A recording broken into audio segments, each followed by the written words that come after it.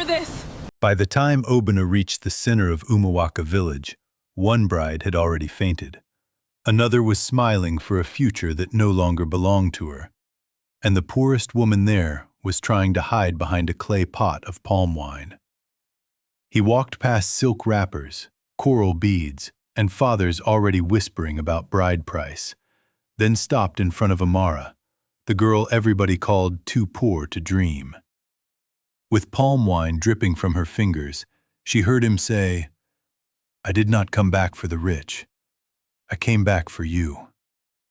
The market went silent so fast, even the flies seemed to disappear. If stories like this touch your heart, subscribe, like this video, and stay with me until the very end. Because what happened in that village did not just break hearts. It changed the meaning of love for everyone who saw it. Amara stared at him as if he had slapped her. Her wrapper was old. One edge was torn. Her feet were dusty. She had spent the morning pouring palm wine for men who never looked her in the eye unless they wanted to mock her. And now the richest son of the village was kneeling in front of her. "Stand up," she whispered, panic rising into her throat. "Please, don't do this here." But it was too late. Adeze, daughter of Chief Okafor, let out a laugh so sharp it cut through the crowd. "Have you all heard him?"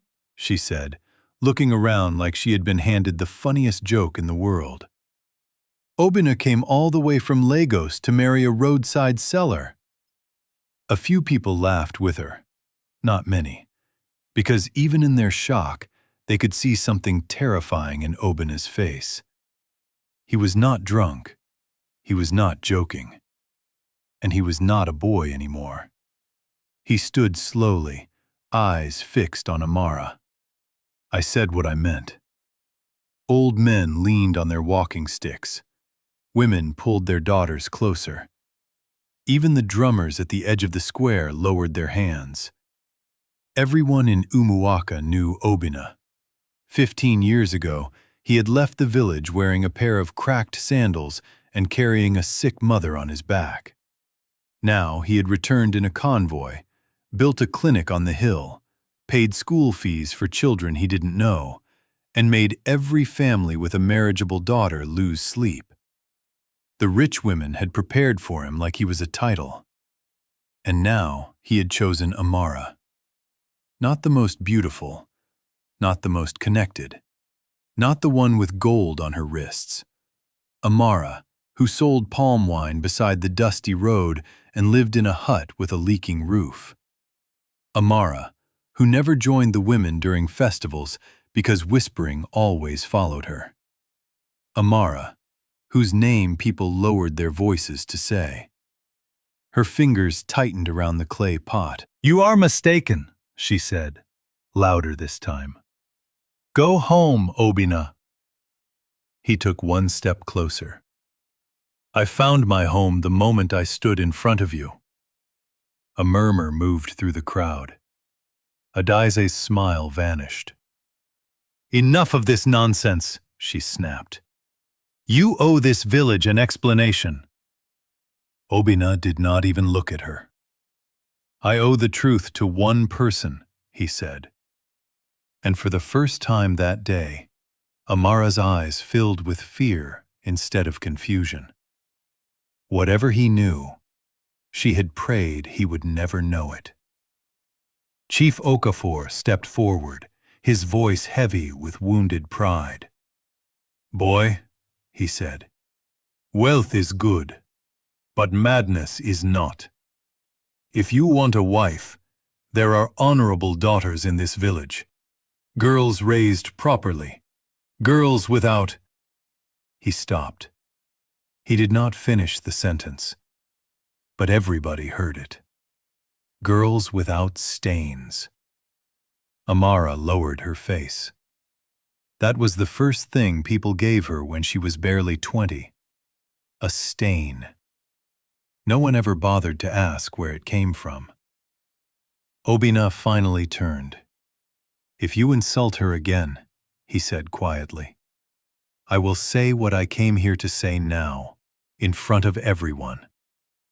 Something flickered in Chief Okafor's eyes. Not anger. Fear. It was small, fast, almost invisible. But Amara saw it, and that scared her more than anything. She took a step back. "Please," she said to Obina, her voice cracking. "Leave." He looked at her for a long second, the kind of look that carried too many years inside it. Then he nodded once.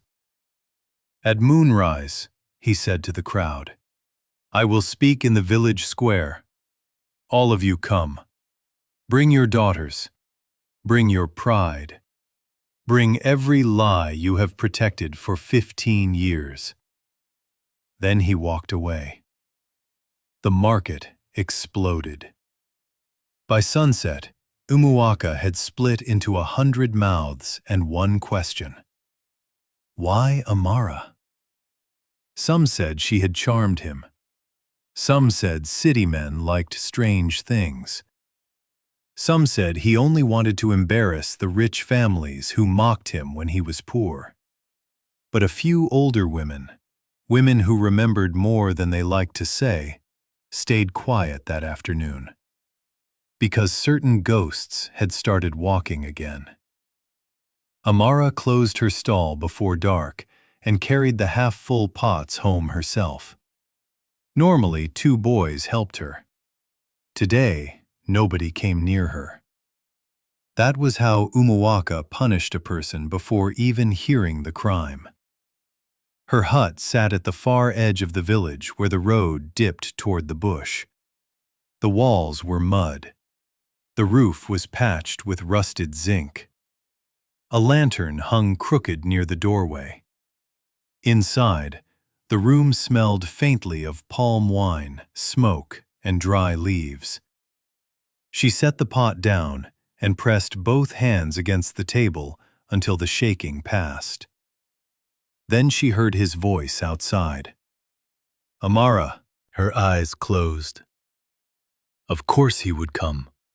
She should have known he would never wait for moonrise. "Go away," she said. Instead, the door creaked open. Obina stepped in and stopped. Not because the hut was poor.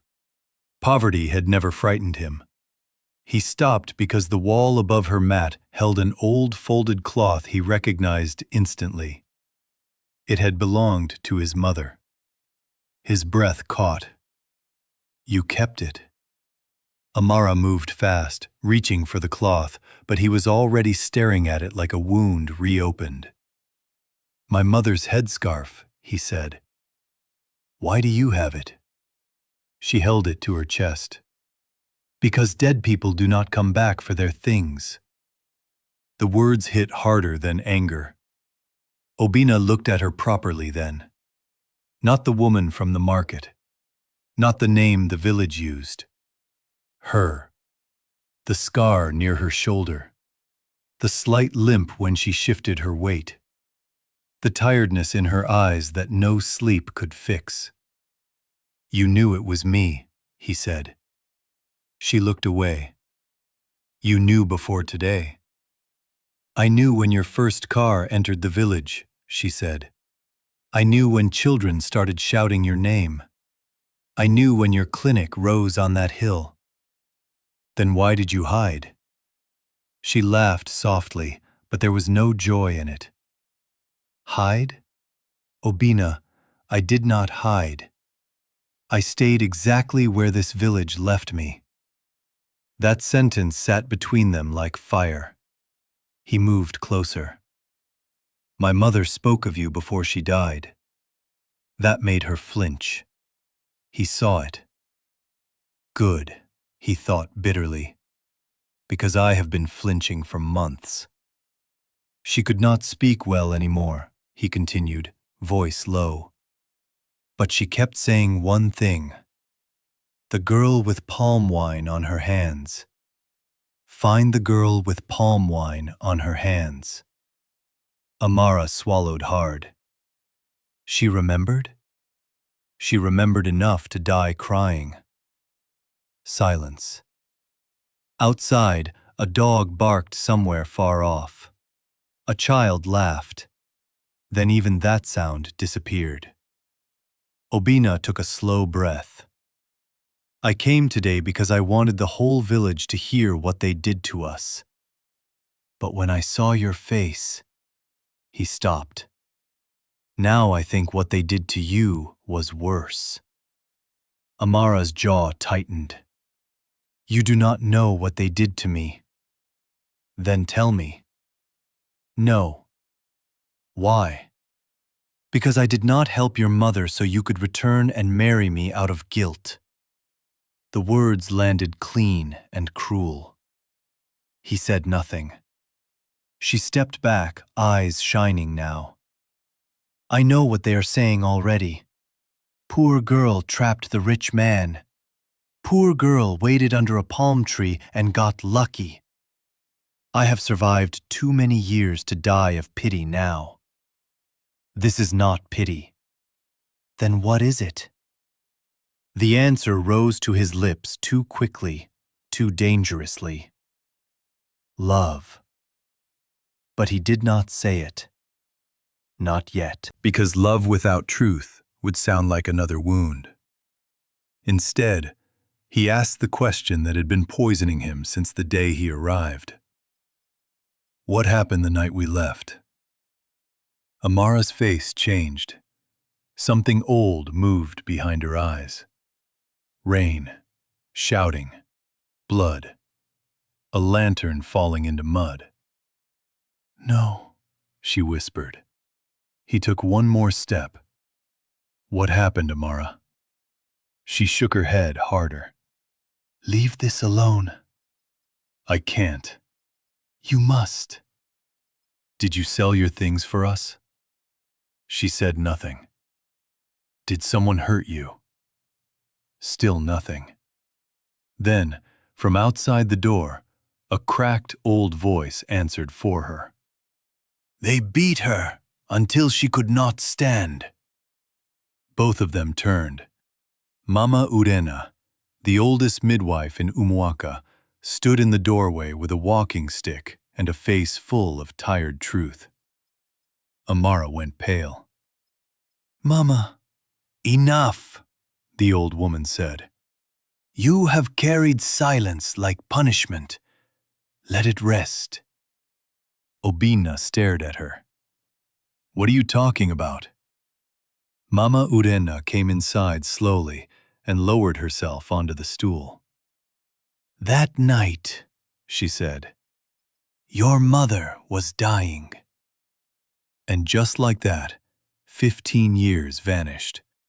Obina was 17 again, barefoot in the rain, his mother burning with fever on the floor while thunder shook the roof. He remembered running from house to house, aunties closing doors, men pretending not to hear. Chief Okafor's compound glowing with light while he banged the gate until his fists bled. He remembered Adeze standing under the veranda, dry and clean, watching him. And her mother saying, Take your sickness away from here. Then he had run back through the storm and found Amara kneeling beside Ngozi, wiping her face with a wet cloth. She needs the hospital in Kwele, Mama Urena said. Immediately. But you had no money, no transport, no hope. Obina's throat tightened. I remember that. Mama Urena nodded. What you do not remember is that after you ran to find a wheelbarrow, Amara ran somewhere too. Amara shut her eyes. Where? Obina asked. The old woman looked at him, and for a moment, even she seemed to hate the memory. To Chief Okafor's storehouse. Obina frowned. Why? Because rich people in this village sleep beside food, money, and medicine, while poor people die asking politely. Amara spoke then, voice small. Mama, please. But Mama Urena kept going. There was money in that storehouse, harvest money, enough to save your mother and send you both away. Amara took it. Obina stared at her, stunned. You stole for us? Amara's lips trembled. I borrowed from cruel people who would never lend. Mama Urena slapped the floor with her stick. Borrowed! Child, call sin by its real name if it served mercy better than righteousness. Obina could barely breathe. He remembered the money, a wet bundle pressed into his hand, Amara's voice telling him not to ask questions, her shoving him toward the road where an old truck driver waited. He remembered his mother moaning in the back of the truck. He remembered looking for Amara one last time before they pulled away. But she never came, because by then, the guards had found her. They caught her before dawn, Mama Urena said.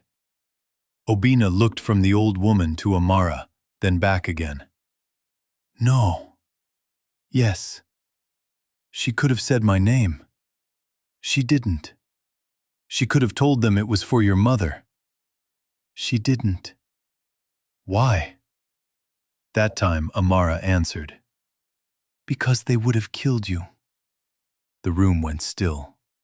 Obina's chest rose once, hard. She continued, staring at the floor now, as if speaking to memory itself. Chief Okafor already wanted your father's land. After he died, he wanted your mother gone too. Everyone knew it. If they had caught you stealing from him, her voice cracked. You were 17, Obina. Hungry boys die easily in angry villages. He remembered the fear on Chief Okafor's face at the market. It was not fear of exposure. It was fear of a grave reopening. What did they do to you? He asked, already dreading the answer. Mama Urena's eyes filled. They dragged her to the square at sunrise, called her a thief, a disgrace, a girl with loose blood. Men she had served wine to all her life stood there and watched. Obina felt the room sway. Amara wrapped her arms around herself. They flogged her, Mama Urena said, in front of everyone. No. They wanted her to name who helped her. She refused. Obina turned to Amara so quickly the stool behind him fell. Why didn't you ever tell me? She let out a broken laugh. Tell you how? Should I have written a letter saying, Dear Obina, your mother lived because I was beaten like an animal? Should I have come to Lagos with scars and say, Now love me? Is that the kind of woman you think I am? He looked wrecked now, not rich, not powerful, just human and late. Mama Urena spoke again, softer. Her fiancé left her after that. Obina blinked. She was engaged? Amara wiped her face angrily. It does not matter. It matters, he said. He said a woman whose back had touched the village whip could not enter his house. He returned the wine, took his people, and left. Mama Urena paused. And when the wounds got infected, by the time I treated her, there was damage. Obina understood a second before the words came. She could not bear children, the old woman said. The lantern hissed. No one breathed. And suddenly, so many things in the village made sick sense. Why older women pitied Amara in secret. Why younger women mocked her without knowing why. Why men drank her palm wine but never asked for her hand. Why she had looked at his proposal like a knife. Obina's voice came out as a whisper. You lost everything. Amara lifted her chin, but tears were already sliding down. "No," she said. "Your mother lived 2 more years. You survived, so not everything." That broke him. He sank onto the edge of the bed and covered his face with both hands. For a long moment, all that filled the hut was the sound of Amara trying not to cry. When he finally looked up, his eyes were wet. "My mother knew?" Amara nodded once. "She came back after she got stronger. Months later. She knelt in this same room and begged me to curse her for letting you leave without knowing. And you didn't? How could I? She was a mother. Mothers choose breath first and truth later." He let those words hit him. Then he stood. "Come with me to the square tonight." "No." "Amara." "No." She stepped back, shaking now. "I already stood in that square once while people watched me break. I will not do it again. This time they will watch you rise. This time they will still stare." He moved toward her, slow, careful, like a man approaching something sacred and wounded. "Let them stare." She looked up at him, furious because she wanted to believe him. "You don't understand." "Then help me understand." Her voice dropped to almost nothing. "I cannot give you children. I cannot give you peace. I cannot even walk through this village without hearing whispers behind me. Whatever gratitude you carry it somewhere else. Marry a woman whose life I have not already ruined." His face changed. Ruined. That was the word she had swallowed for 15 years. "Your life was not ruined by love," he said. "It was ruined by cowards." She stared at him. Outside, the moon had started to climb. The square would be filling already. Chief Okafor would be there, Adeze too. Every mouth, every lie, every memory. Obinna extended his hand. "Come," he said. "If not for me, then for the girl they thought would die ashamed." She looked at that hand for a long time. Then at last, with the weariness of someone touching fate she did not trust, she placed her fingers in his. The village square was full by the time they arrived. No drums played, no child ran. Even the wind seemed to move carefully.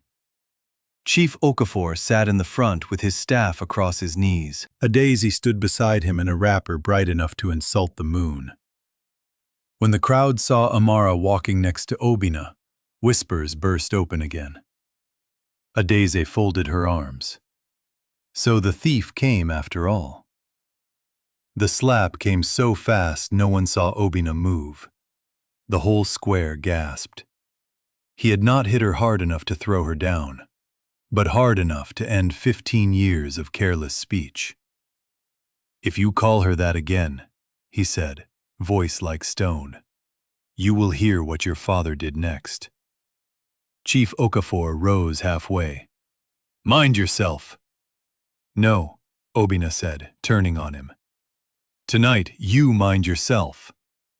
He stepped into the center of the square. 15 years ago, when my mother was dying, this village shut its doors on us. No one spoke. The rich watched. The powerful watched.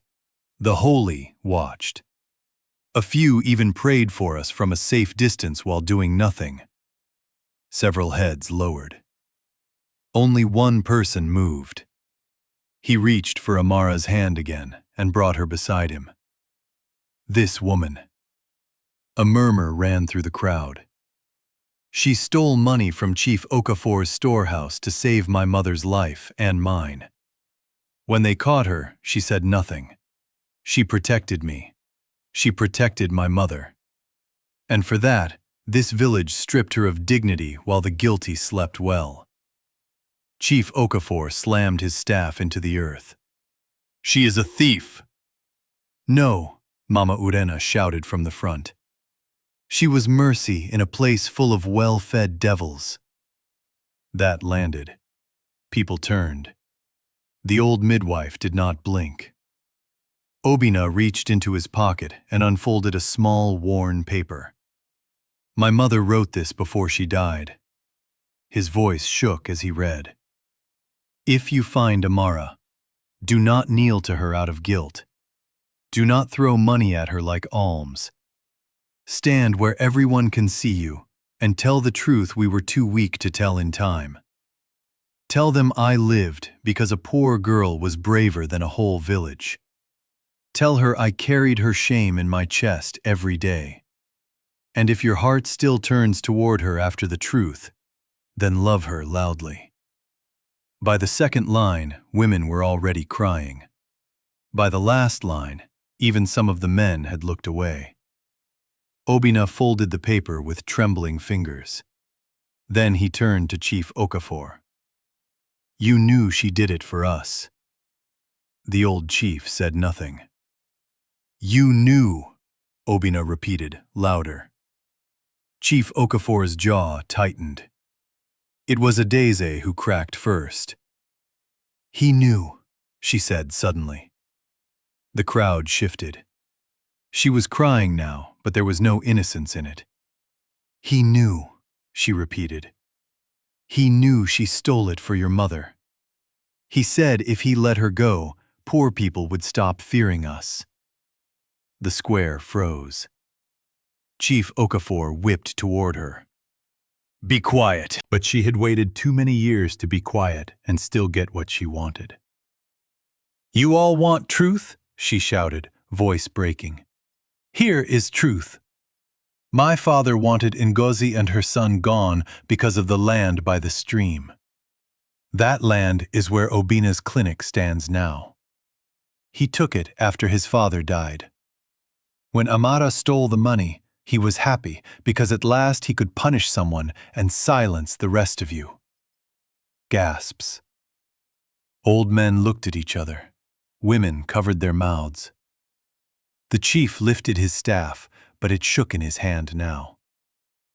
Adeze laughed bitterly through tears.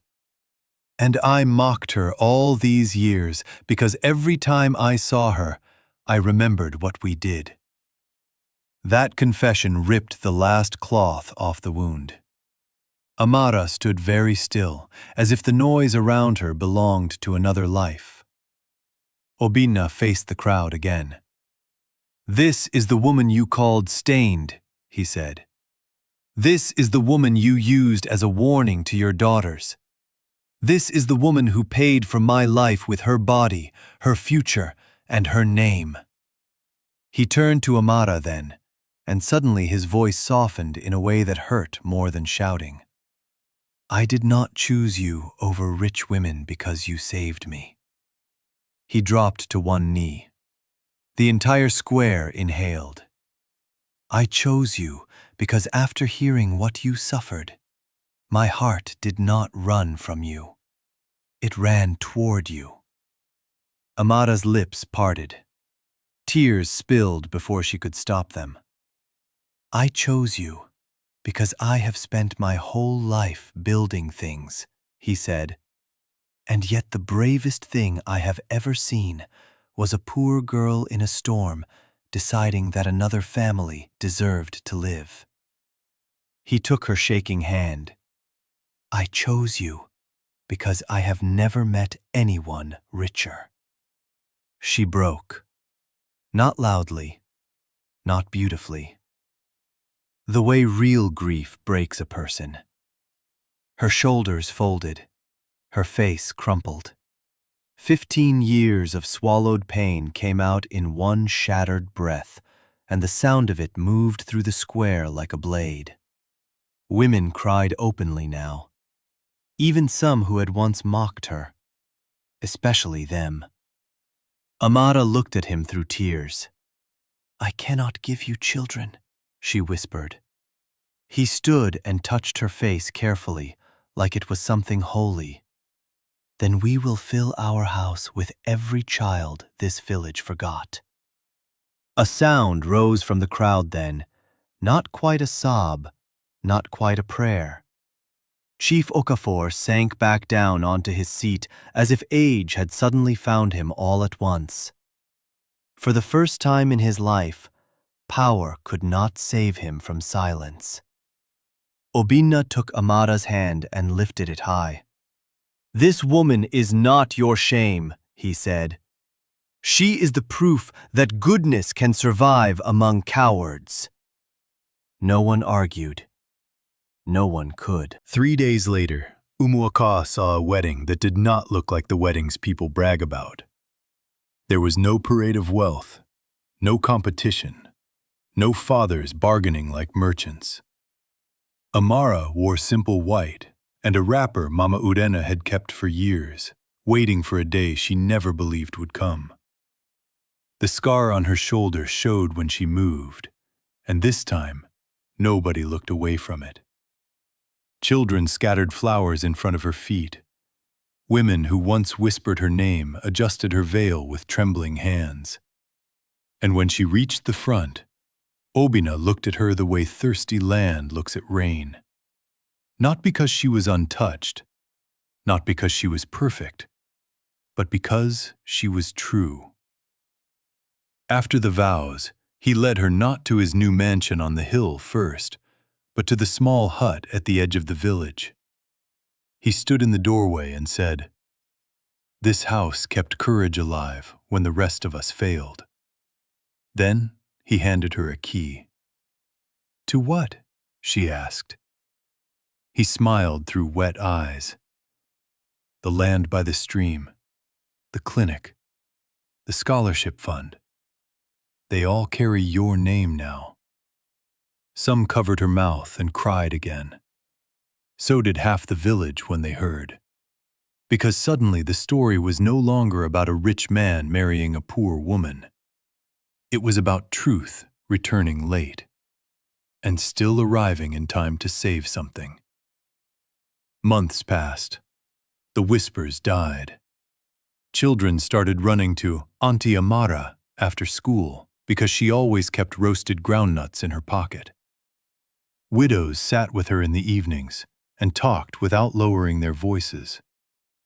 Girls who had once feared disgrace began to understand that one day a lie could be broken in public and still not win. And every market day, when Amara passed the center of the square, people stood for her without being asked. Not because she became rich, but because they finally learned what she had always been worth. As for Obinna, people said the richest thing he ever owned was the courage to love a woman after hearing the full price she had paid. But that was not true. The richest thing he ever owned was the chance to tell her, again and again, what the village should have told her long before he returned. You were never the stain. You were the light they were too ashamed to deserve. Tell me, if you had been in that village, would you have had the courage to stand with Amara before the truth came out?